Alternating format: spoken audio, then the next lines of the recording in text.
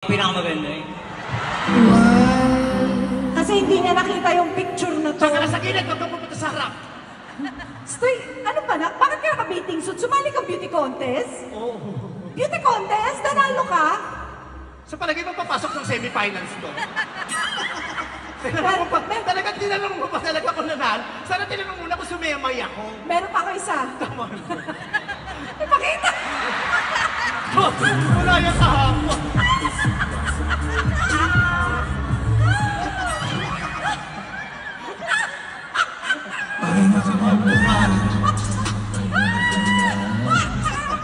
Kapag kasama ng ugal, pumutok sana daddy mo pag-uwi. Hoy, tama na! Ayan, sorry na. Ma'am Charo, nagshabu po talaga ako ng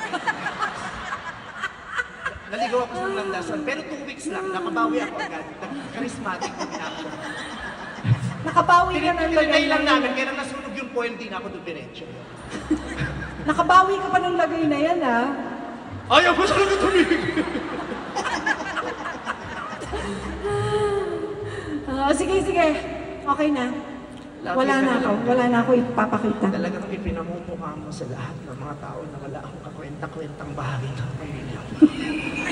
Ikaw na lagi ang pinipili ng lahat. Talaga. Ako ang favorite ni Itay. Simulat sa pool, ikaw na ang gusto ng Itay. Ikaw ang dahilan kung ba't wala ang Itay. Inuubo mo na siya, binili mo pa siya ng Marlboro Red. Ewan ko sa... Uy, kahera ka din. Hindi, kinikiliti ko si Ogie.